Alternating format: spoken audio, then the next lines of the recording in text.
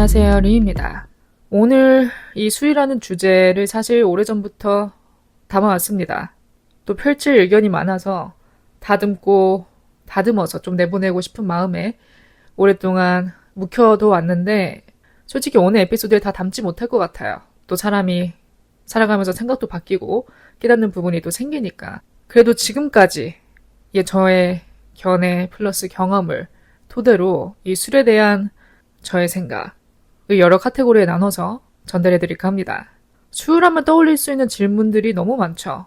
우리나라의 음주 문화, 회식, 왜 한국인들 소주를 이렇게 마실까? 술, 담배 중 뭐가 더 해로울까? 술이 주는 장점이란 게 있을까? 술버릇은 어떻게 고칠까? 등등 너무 많아요. 그래서 제가 지금까지 언급한 토픽들을 토대로 하나하나씩 밟아보도록 하겠습니다. 그럼 바로 시작해볼게요. 저는 20살 되자마자 음주를 시작을 했습니다. 술을 누구한테 배운 적은 없어요. 기억나는 일화 중 하나가 이제 20살 딱 됐을 때, 20살이 되고 얼마 안 됐을 때 제 절친이랑 그 친구의 집에서 처음으로 술을 접해봤습니다.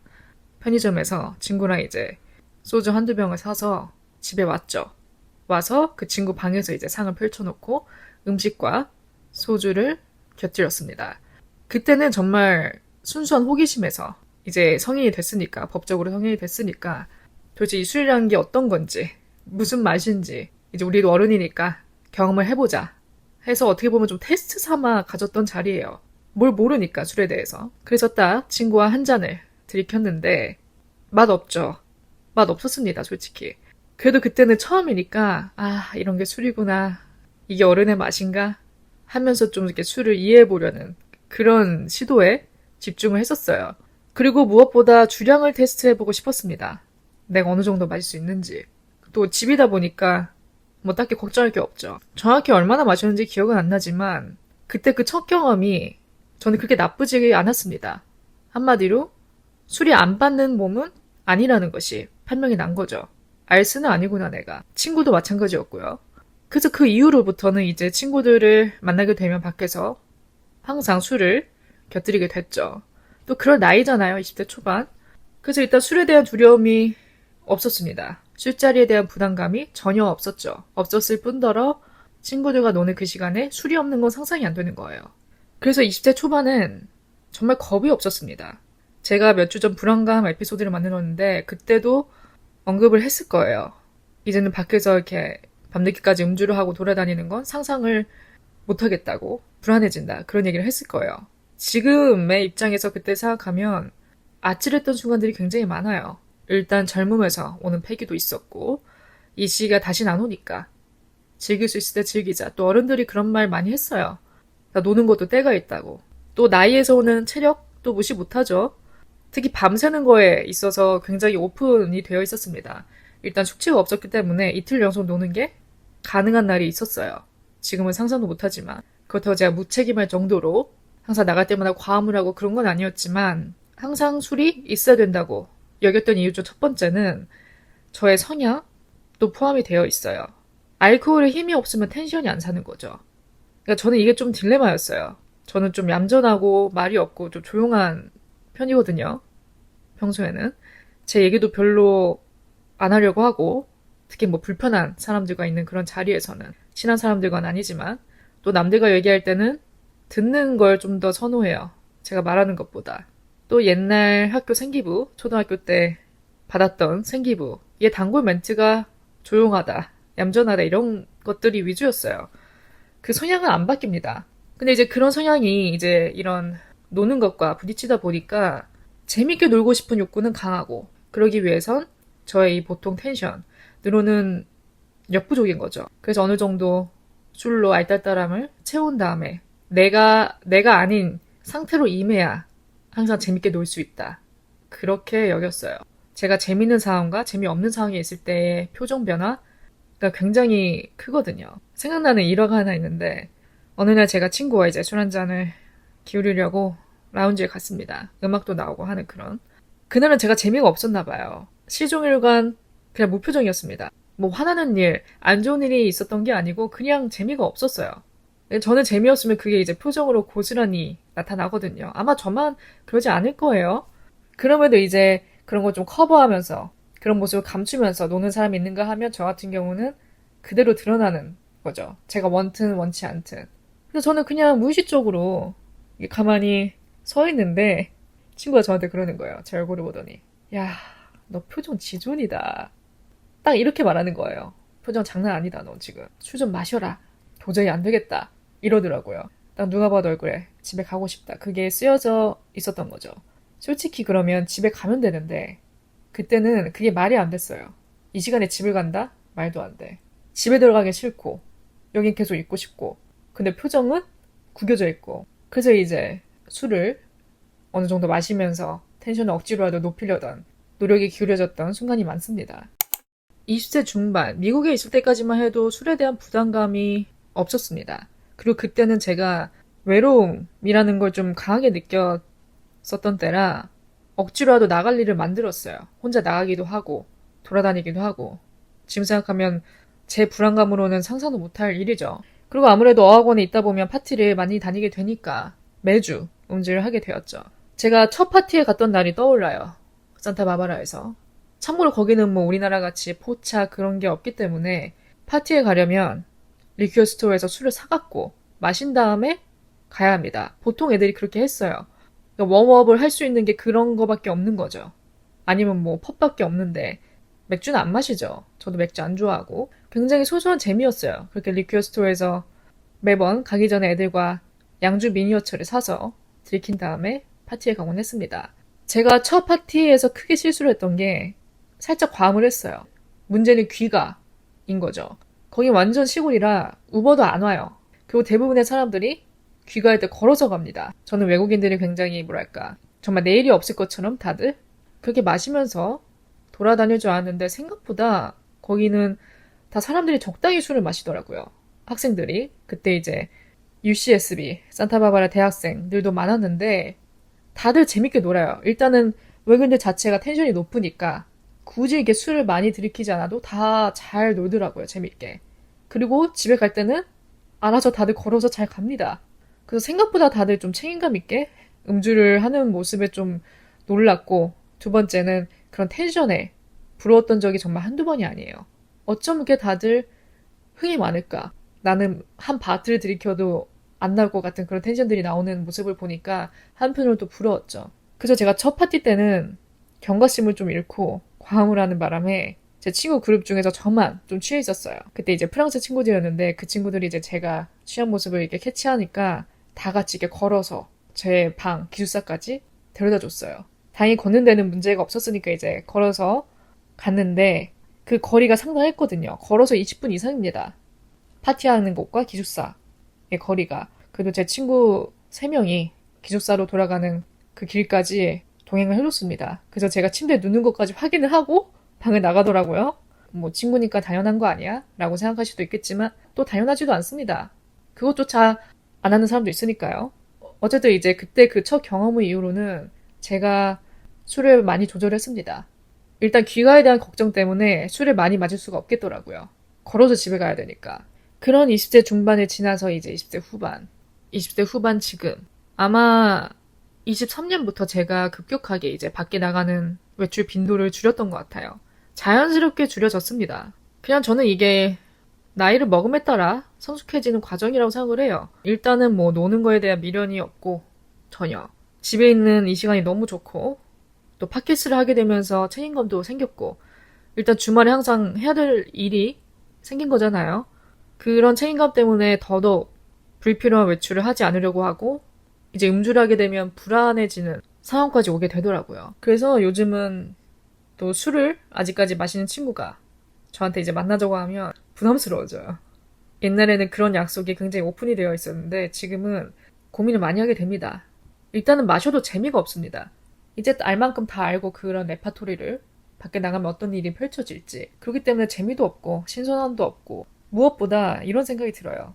술이 들어가면 좋은 일이 일어날 수가 없다. 일단 본인을 갖가지 위험에 노출시키는 것과 같은 거죠. 귀가 걱정, 이불킥, 말실수, 괜히 사람이 좀 센치해지고 감정적이게 되고 신체 건강에 악영향, 돈 낭비 등등 그러니까 장점이 없는 거예요. 그리고 또 제가 친구 관계에 대해서 이전 에피소드에서 간략하게 언급을 했겠지만 이제 이 시기는 30대로 진입할 이 시기는 뭐 새로운 인연, 새로운 우정보다는 이미 세워진, 가지고 있는 그런 우정을 그냥 그대로 끌고 가는, 그냥 유지하는 그런 시기인 것 같아요. 뭐 새로운 사람을 만나고, 뭐 새로운 친구를 사귀고, 그럴 시기는 아닌 거죠.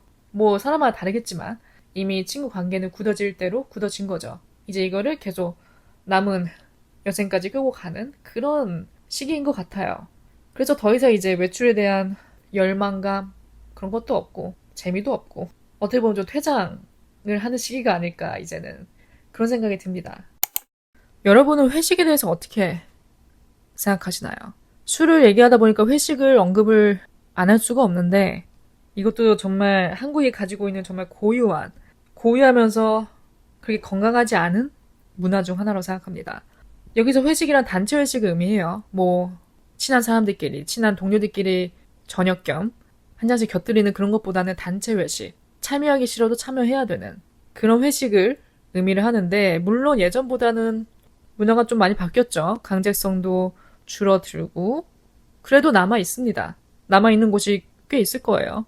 불편한 사람, 어려운 사람, 친하지도 않은 사람들과의 겸상, 교류가 반가울 리가 없죠. 간혹 이런 회식을 친목의 상징으로 여길 가능성도 많은데, 그 부분도 한번 짚어봐야 될 게, 일단 회사에서는 직책이 있고 서열이 있기 때문에 본인의 본 모습이 나올 수가 없어요.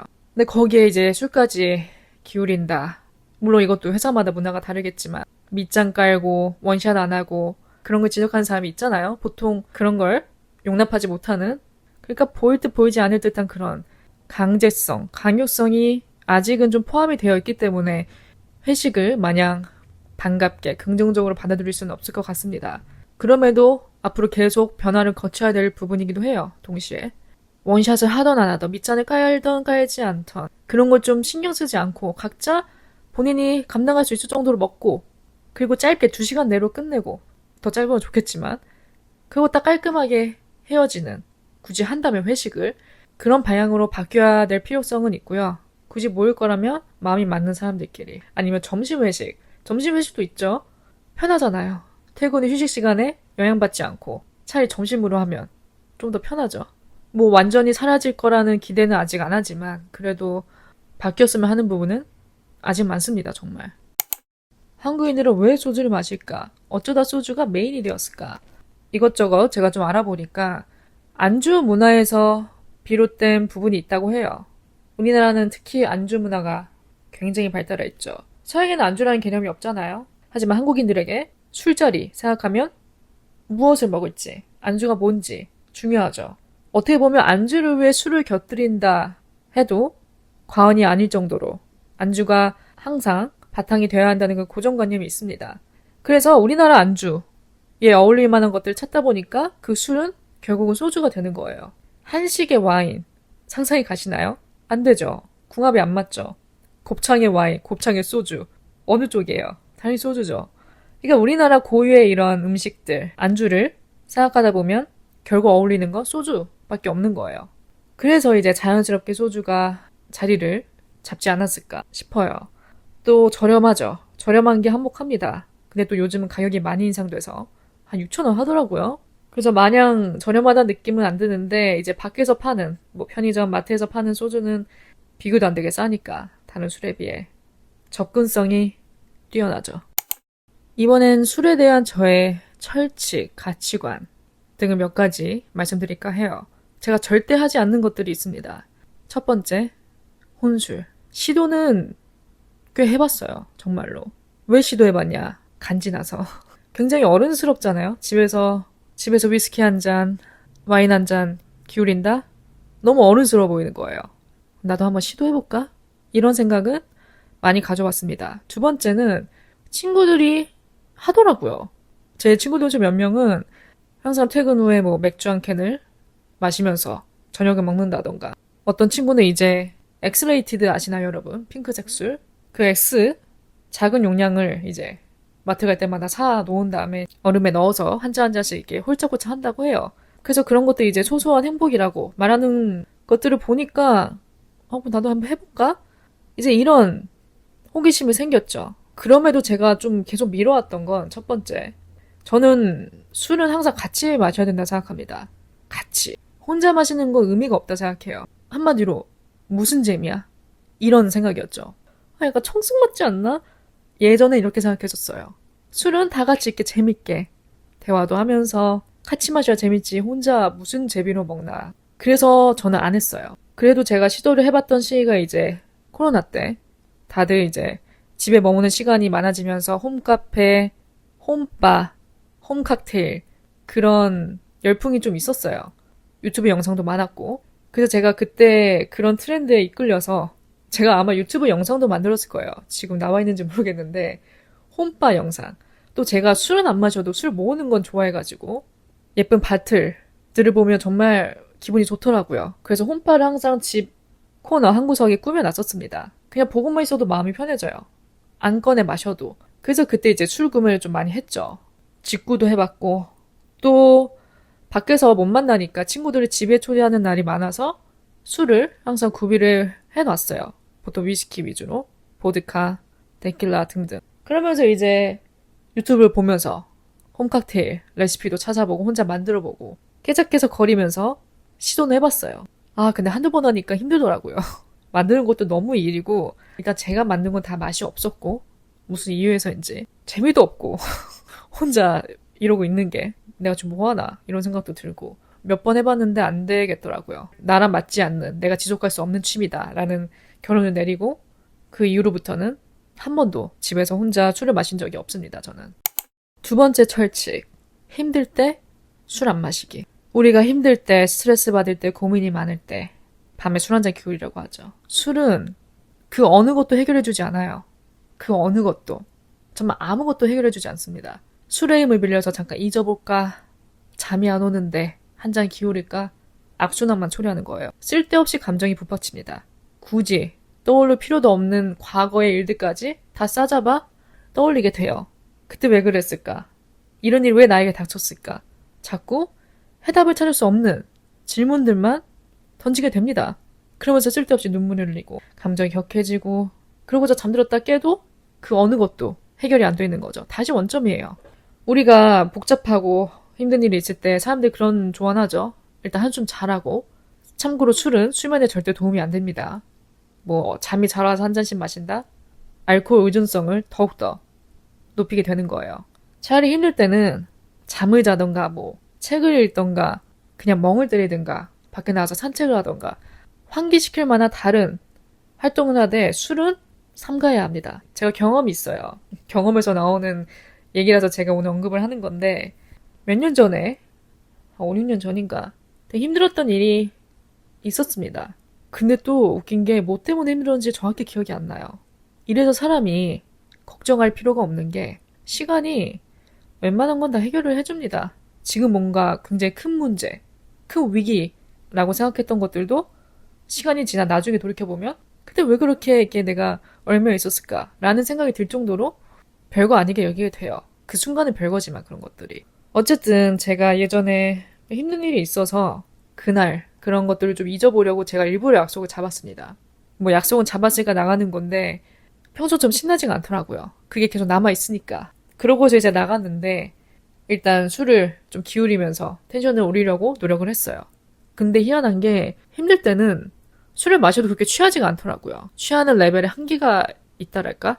술을 마셔도 그 걱정들, 스트레스를 떨쳐버릴 수가 없는 거죠. 계속 마음 한구석에 그게 남아있고 또 거기다 신나지도 않고 그냥 애써 웃으면서 재밌는 척, 신나는 척 연기를 하고 있는 것 같고 그렇게 이제 알코올과 이 제가 갖고 있는 스트레스가 충돌을 하면서 터지게 되더라고요. 그래서 제가 그날 친구와 싸웠습니다. 정확히 무엇 때문에 싸웠는지 기억은 안 나요. 하여튼 굉장히 말로 크게 싸우고 각자 집에 가버렸어요. 그리고 집에 와서 울었던 기억이 있습니다. 후회했어요, 그날. 굉장히 갔다 와서 괜히 나갔다. 뭐 좋을 게 있다고 내가 나갔나. 정말 후회를 많이 했습니다, 그날. 얻은 게 하나도 없는 거예요. 시간 낭비, 감정 낭비, 돈 낭비, 또 친구와 쓸데없이 싸우게 되고. 그래서 그 다음날 풀었어요, 친구와 전화로. 뭐 저랑 이 친구는 그렇게 싸운 적이 한두 번이 아니기 때문에 보통 이제 쓸데없는 싸움이에요. 괜히 술김에 나오는 불필요한 감정, 그냥 그런 순간적인 감정 때문에 싸운 전적이 있어서 이 친구랑은 항상 이렇게 가볍게 풉니다, 전화로. 그리고 또 서로 기억도 못해요, 우리가 뭐 때문에 싸웠는지. 그래서 그날의 경험을 토대로 느낀 건 사람이 절대 힘들 때 술 마시면 안 되겠다. 힘들 때 그냥 집에 있자. 집에서 해결해. 나가지 말고. 여러분들도 그런 적 있으실 거예요. 한 번쯤은. 괜히 술 먹고 돌아와서 감정에 북받쳐서 운 경험.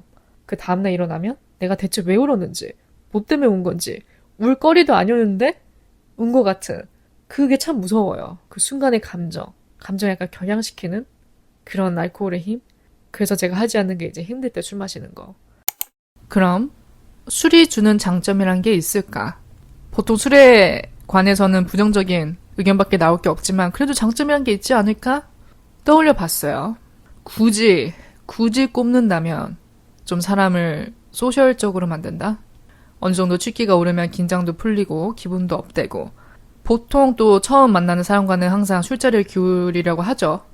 그러면서 좀 알아가는 단계에 항상 이제 술이 끼게 되죠. 술김에 사람이 좀 더 솔직해지고 그러니까. 어떻게 보면 내가 아닌 상태가 되었을 때 좀 더 긴장이 완화되고 그러면서 각자 본인에 대해 이렇게 털어놓게 되고 그런 일종의 수단? 인간관계를 좀 더 끈끈하게 하는 수단으로 술이 여겨질 수는 있을 것 같아요. 근데 또 반대로 생각해보면 그 술김에 나오는 그런 텐션, 그건 결국 내가 아니잖아요. 나의 평소 텐션, 그 모습이 아닌 거죠. 뭐 하고 싶은 말, 꼭 꺼내야 하는 말, 그런 어려운 말들을 꼭 술이 들어가야만 할 수 있다? 그렇다면 내가 술에 의존을 하고 있다는 증거가 될 수도 있거든요. 제 옛날 친구 중에 그런 친구가 있었습니다. 항상 좀 술을 마셔야 뭐든 좀 할 수 있는, 어떻게 보면 제가 이제 재미를 위해서 술의 힘을 빌렸던 것과도 같은 맥락인 것 같아요. 이성과 좀 깊은 얘기, 아니면 좀 꺼내야 하는 얘기, 아니면 좀 관계를 이제 좀 정의해야 되는 그런 시기가 닥쳐서 그런 걸 좀 물어보고 싶은데 도저히 맹정신으로는 용기가 안 난다는 거죠. 그래서 그 친구가 항상 그런 말을 할 때, 또 데이트를 하고 그럴 때 항상 술을 마셨어요. 마시고 이제 그런 상황에 임한 얘기를 저한테 했었는데 그것도 어떻게 보면 의존입니다. 어려울 수 있죠. 사람이 꺼내기 힘든 말이 있을 수도 있는 거고 그럼에도 우리가 술 없이 하는 습관을 가져야 한다고 생각해요.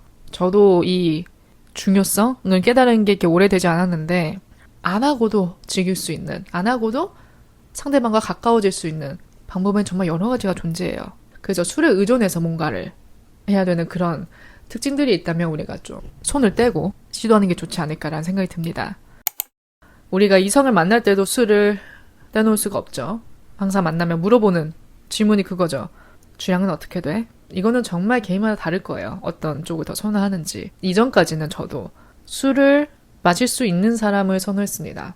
그렇다고 맨날 술자리에 나가고 그런 사람을 원한다는 게 아니라 입에도 못 대는 사람보다는 좀 마실 수 있는 사람이 좋지 않을까? 또 사람이 데이트를 하다 보면 이런저런 얘기도 하게 되고 뭐 회사에서 힘들었던 일 등등 그런 걸 꺼낼 때 이제 술 한 잔씩 기울이면서 하면 좀 더 편해지고 어쨌든 나보다 잘 마시는 게 낫지 않을까 이런 생각을 항상 가지고 있었어요. 그래서 원했죠. 상대방도 그러길. 나보다 술을 잘 마시길. 그리고 또 다른 특징 중 하나는 예전에는 상상이 안 갔어요. 데이트의 끝을 술로 하지 않는다는 것을. 어디 놀러 가도 뭐 카페를 가건 전시회를 가건 등등 항상 낮에 만나서 이렇게 놀다가 끝 마무리는 술로 해야 된다. 무슨 루틴 같았죠. 그러니까 이미 자리 잡은 습관 같았어요. 그게 너무 자연스러웠던 거죠. 그런 형태의 데이트가. 근데 여기에 대한 생각도 바뀌었습니다. 일단 술을 못하면 여러 가지 안 좋은 사건에서 해방이 됩니다. 상대방을 걱정시킬 만한 그런 일이 현저히 줄어들죠. 술로 인해서 발생하는 이런저런 사건, 사고에 휘말릴 일이 없어집니다. 걱정할 게 줄어든다는 거죠. 상대방의 입장에서는. 이거는 여자나 남자 마찬가지입니다. 한 사람이 잘하고 한 사람이 못하면 잘하는 사람은 못하는 사람보다 당연히 술자리를 많이 가질 테고 그 자리에 항상 내가 낄 수가 없잖아요. 그러다 보면 술로 인해 생기는 연락 문제, 인간관계 문제 등등 발생할 수 있는 이슈들이 훨씬 많아집니다. 진짜 그런 거에서 해방되니까 좋죠. 술을 못 마시면. 가장 이상적인 건 둘 다 술을 뭐 싫어하거나 안 마시는 게 최고죠. 서로 맞으니까. 그렇게 하다 보면 이제 자연스럽게 다른 액티비티를 하게 됩니다. 솔직히 술 마시는 건 액티비티를 할 수 없죠. 이제 그런 시간을 다른 활동으로 좀 생산적으로 보낼 수도 있고, 항상 이렇게 인도어, 실내에서만 술을 마시는 그런 형태로 데이트를 해왔다면 그런 시간에 다른 활동으로 메꿀 수 있으니까, 이것도 안 마시는 사람을 한번 만나봐야 그 좀 무게, 실체가 가까이 다가올 것 같아요. 여태까지 나도 좋아하고 상대방도 이렇게 좋아하는 사람만 만나왔다. 그러면 좀 그 중요성, 필요성을 못 느낄 수도 있는데, 술을 멀리하는 사람과 만남이 이어오다 보면 상대방도 당연히 거기에 이렇게 자연스럽게 동화되는 것 같아요. 바뀌게 되는 거죠. 맞춰가게 되고. 사실 오늘 에피소드 준비하면서 여러분들께 영화 한 편을 소개해드릴까 싶어서 술과 관련된 잠깐 얘기를 꺼내볼까 해요. 알코올 중독. 알코올 중독은 본인도 힘들고 끊어내기 힘들지만 또 주변 사람도 힘들게 합니다. 아무래도 경험이 있는 분들은 좀 더 와닿겠죠. 그런 사람이 주변에 있으면 지켜보는 것만으로도 마음이 아프고 힘들고 쉽게 고쳐지지도 않고, 뭐랄까, 딱 정확한 솔루션이 없는 것 같은 기분이 들어요. 술과 담배 중 뭐가 해롭냐? 누가 묻는다면 둘 다 해롭지만, 둘 다 백해무익하지만 술이 좀 더 사람을 빨리 병들게 할 수 있는 요소 중 하나인 것 같아요. 담배보다. 오늘 제가 추천해드릴 영화는 라스베이거스를 떠나며 입니다. 니콜라스 케이지. 여러분들 아시죠? 굉장히 유명한 배우죠. 그분이 출연한 영화인데 아마 이 영화로 상을 받았을 거예요. 또 유명한 영화이기도 하고요. 90년대 영화인데 제가 한 2년 전에 본 것 같아요. 집에서. 우연치 않게 봤는데 그 여운이 두고두고 회자될 만큼 강하게 남아서 오늘 꼭 언급을 하고 싶었습니다. 알코올 중독자의 삶을 그린 영화예요. 저는 영화를 잘 안 봅니다. 1년에 한두 편 볼까 말까인데 굳이 본다 해도 장르가 좀 더 특정화돼 있어요. 현실적인 영화, 판타지 그런 거 안 좋아하고요. 스릴러, 공포 그런 거 안 좋아하고요. 현실적인 내용을 좋아해요. 그리고 좀 깨달음을 주는 영화, 그런 걸 좋아하는데, 제가 이 영화가 참 여운이 남았던 이유 중 하나는 처음부터 끝까지 반전이 하나도 없습니다. 모든 게 시간순으로 자연스럽게 진행이 돼요. 결말도 충분히 예상할 만한 결말입니다. 그러니까 잔잔해요. 다르게 표현하자면 너무 현실적이어서 더욱더 제 뇌리에 강하게 박혔던 것 같아요. 일단 어쩔 수 없이 제가 스포를 해야 되니까 보실 분들은, 듣고 싶지 않으신 분들은 뭐 한 1분, 2분 정도 스킵을 해주셔도 좋고요. 극중 벤의 역으로 출연한 니콜라스 케이지가 이제 여기서는 LA에서 활동하던 영화 작가로 등장을 합니다. 그러던 그가 이제 영화사에서 실직을 하고 알코올 중독 상태에 이르게 돼요. 그리고 가족과도 이제 헤어진 상태라고 나옵니다. 그 영화에는 다뤄지지 않았는데 아내와 자식까지 있었는데 이제 둘 다 떠난 그런 상태였을 거예요, 아마. 그래서 퇴직한 후에 이제 그 퇴직금을 받고 환락의 도시 베가스로 향합니다. 가는 장면이 그래요. 술을 마시면서 갑니다. 술을 마시면서 운전을 해요. 그러니까 이미 그렇게 찌들어진 상태에서 가는 거죠. 어떻게 보면 그는 죽음을 준비하러 가는 거예요. 끝을 맞이하려고 가는 것과 다름없는 그런 모습입니다. 그곳에서 이제 극중 밤거리 여자 생활을 하고 있는 세라라는 여인을 만납니다. 둘이 우연치 않게 처음에 마주치는데 그 이후부터는 이제 이 벤이 의도적으로 접근을 해요. 근데 그 접근을 한다는 게 여자가 필요한 게 아니라 대화를 나눌 수 있는 사람, 정서적으로 교감할 수 있는 사람을 원해요. 그래서 둘은 서로에게 이끌리게 됩니다. 연민과 정, 동질감을 느끼게 되는 거죠. 서로의 그 처지를 너무 잘 아니까. 그렇게 가까워지다가 둘이 동거를 시작하게 됩니다. 이 동거에 조건이 있어요. 일단 이 여자는 더 이상 그 밤거리 생활을 하지 않는다는 것, 그 일을 그만둔다는 것, 그 대신 본인에게, 이 니콜라스에게 술 마시지 말라, 알코올 중독 치료 받아라, 이런 잔소리 하지 않는 것을 조건으로 둘이 동거를 하게 됩니다. 근데 이게 쉽지가 않죠. 그런 생활로 돈벌이를 해오던 사람이 갑자기 안 하려고 하는 것도 힘들고, 또 서로 사랑하게 되면 상대방이 걱정하게 되잖아요. 그러니까 세라는 어쩔 수 없이 의도치 않게 벤을 걱정하면서 알코올 중독을 치료하길, 고치길 바랍니다. 결국 사랑하니까 서로 잔소리하게 되고 간섭을 하게 되고, 그러면서 이제 관계가 조금씩 금이 가기 시작해요. 벤은 항상 술에 찌들어 있으니까 감정도 격해지고 언행도 격해지고, 그러면서 둘이 충돌이 잦고 싸움도 자주 하고, 괜히 이제 또 세라를 밀어내려고 다른 여자를 집에 불러들이고, 그런 행동을 보이면서 이제 둘이 헤어지게 돼요. 같이 살던 집에 벤은 나가버리고 세라는 다시 혼자 남고, 그러면서 세라는 다시 어쩔 수 없이 그 생활로 돌아가게 되고, 그렇게 연락을 안 하고 살다가 어느 날 벤에게서 연락이 옵니다. 갔는데 거의 다 죽어가는 상태로 침대에 누워있는 거예요. 마지막으로 한 번 더 보려고 이제 불렀던 거죠. 그러면서 이제 마지막 순간을 함께 하다가 벤을 떠나보내게 돼요. 참 일관된 부분 중 하나가 벤이 처음부터 끝까지 알코올 중독을 치료할 생각이 없다는 것. 어떤 노력도 하지 않습니다. 그냥 이미 그게 마음을 먹은 거예요. 전 그게 굉장히 현실적으로 다가왔습니다. 만약에 이 영화가 갑자기 극적으로 여자의 도움으로 알코올 중독에서 치료되고 벗어나고, 그러면 저는 오히려 좀 현실감이 떨어졌을 것 같아요. 그게 그렇게 쉬운 문제가 아니니까. 누구 한 명에게 바꿀 수 있을 정도로 그게 간단한 문제가 아니니까. 오히려 저는 그런 소재를 정말 누구라도 예상 가능하게끔 벤이 끝을 맞이하는 것으로 결말을 맺게 해줘서, 그래서 저는 오히려 더 여운이 남았던 것 같아요. 여기에 명대사도 꽤 나옵니다. 여러분들 관심 있으시면 한번 찾아보시고요. 일단 영화를 한번 보시면 좋을 것 같아요. 거기다 또 배경도 베가스라 정말 고독과 씁쓸의 정점을 보여주는 영화라 오래 기억에 남더라고요. 그럼 마지막으로 피할 수 없는 상황에 대처하는 법, 술자리, 숙취를 줄이는 법이 있을까? 뭐 사람이 평생 안 먹고 살 수는 없겠죠. 그런 상황이 생기겠죠. 저도 그렇고요. 아무리 싫다 해도. 그렇게 피할 수 없는 상황에서 내가 조금이라도 덜 영향받는 법이 있을까? 생각을 해봤어요. 일단 첫 번째, 술은 빌쌀수록 좋을까? 빌쌀수록 좀 덜 해로울까? 저의 경험, 저의 몸을 토대로 말씀드리자면 확실히 비싼 술일수록 다음날 숙취의 고통이 좀 줄어들더라고요. 덜 하더라고요.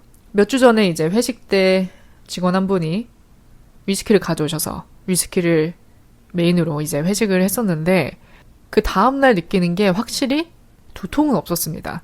그날 뭐 숙취 해소제 그런 것도 안 먹었고 안주도 많이 안 먹었어요. 또 제가 위가 작아서 하나만 해야 되는 사람이거든요. 안주만 먹을 거면 안주만 먹던가 술 먹을 거면 술만 먹던가. 좋지 않은 형태긴 한데 어쨌든 확실히 다음날 두통은 없었어요. 위스키로 마셨을 때. 근데 또 문제는 제가 속이 안 받더라고요. 이 경험이 이전에 한 번 더 있었습니다. 제가 LA에서 어떤 친구 집 파티에 초대를 받아서 갔는데 이제 그 호스트 분이 재패니즈 위스키, 일본 위스키 중에 히비키? 그거를 이제 준비를 해놨어요. 그분이 굉장히 추천을 하시더라고요. 히비키가 진짜 맛있다고. 자기도 처음 먹어봤는데 너무 맛있다. 그래서 이제 그날 파티에서 히비키 위스키를 마셨죠. 그 다음날 정말 속이 뒤집혀서. 근데 또 그럴만도 해요. 위스키 탓만은 아닐 거예요. 왜냐면 그날 다른 술도 섞어 먹었고 안주보다는 술을 더 많이 마셨기 때문에. 근데 그 다음날 두드러진 특징 중 하나가 두통은 없는데 속이 뒤집혀서 정말 고생을 했었습니다. 이번에도 마찬가지였어요. 두통은 없는데 저는 또 속이 안 받더라고요. 사람마다 다를 것 같아요. 제가 좋다 안 좋다, 더 낫다 안 낫다 이렇게 말씀드릴 순 없지만 개마다 다르니까 일단 두통은 없다는 점에서 저는 소주보다는 낫지 않을까라는 생각이 들어요. 전문가가 추천하는 방법은 안주입니다. 안주를 좀 두둑히 위에 이제 보호막을 씌운다는 느낌으로 안주를 곁들이라고 해요. 뭐 안주도 안주 나름이겠지만 기름진 그런 것보다는 좀 더 속이 편한 그런 게 좋겠죠. 탕이나 계란 등등 좀 위를 보호해줄 수 있는 그런 음식들로. 그런 것들로 이제 보호막을 좀 쳐줘야 술에 덜 취한다. 그리고 술이 더디게 흡수된다고 하더라고요. 숙취 해소제도 저는 어느 정도는 효과가 있다고 생각합니다. 어느 정도는. 먹은 날이 더 낫긴 해요. 그래서 저도 앞으로 그런 일이 생긴다 하면은 숙취 해소제는 꼭 챙겨 갈 것 같아요. 그리고 또 한국인에게 맞는 해장을 하는 것도 좋은 방법이라 생각을 해요. 우리나라와 서양 사람과의 신체는 다릅니다. 체질이 달라요. 제가 사실 오늘 에피소드 만들기 전에 이제 미국 친구한테 한번 물어봤어요. 너의 티피컬한 해장 음식이 뭐냐? 행오버 푸드가 뭐냐? 물어봤더니 피자인 소다 라고 답을 하더라고요. 그걸 듣고 야, 미국인은 미국인이구나 정말. 피자로 해장을 한다. 저도 해봤습니다. 땡기는 날이 있었던 날은 피자로 해봤어요. 근데 절대 이제 메인이 될 수는 없습니다. 피자가 저한테는. 웬만한 한국인들에게 다 마찬가지일 거예요. 이래서 달라요. 체질이 다르기 때문에 한국인은 아무래도 한국인에게 좀 맞는 해장을 해야 낫지 않을까. 예를 들어 잘 알려진 콩나물국, 계란도 숙취 해소에 좋다고 해요. 좀 순한 것들, 그런 것들로 이제 속을 달래는 것, 꿀물 등등 본인에게 맞는 해장을 선택하는 것도 방법이 되겠죠. 또 뭐가 있을까요? 여러분들도 떠오르는 게 있으면 추천해주세요. 일단은 안 마시는 게 제일 상책입니다. 그런 자리에 안 나가는 것, 안 마시는 것. 그럼에도 우리가 같은 실수를 반복하지만 안 마시는 게 제일 낫겠죠. 네, 오늘 에피소드는 여기까지입니다. 술에 대한 여러분들의 의견도 궁금해요. 각자마다 다를 테니까 공유해주시고 싶은 느낀 점 등 있으신 분들은 리뷰나 팟캐스트 DM으로 보내주시면 정말 좋을 것 같아요. 그리고 또 모두가 책임감 있게 적절한 음주를 즐기는 그런 문화, 그런 자세로 임했으면 좋겠습니다. 술은 1급 발암물질을 합니다. 좋은 게 없어요. 담배도 마찬가지고요. 그럼에도 또 배제할 수 없는 게 우리의 삶과 밀접한 관련이 있으니까 그럼에도 우리 모두가 좀 감당할 수 있을 만큼 적절한 그리고 또 건강한 음주 문화를 갖추면서 살아갔으면 좋겠어요. 이왕이면 술로 인해 생기는 불상사는 피해야죠. 그쵸? 오늘 하루도 저의 얘기를 들으신 모든 분들 진심으로 감사드리고요. 뭐 여름휴가 어디든 놀러 가신 분들 안전하게 잘 다녀오시고요. 건강관리 유념하시고 전 또 다음 에피소드로 찾아뵙겠습니다.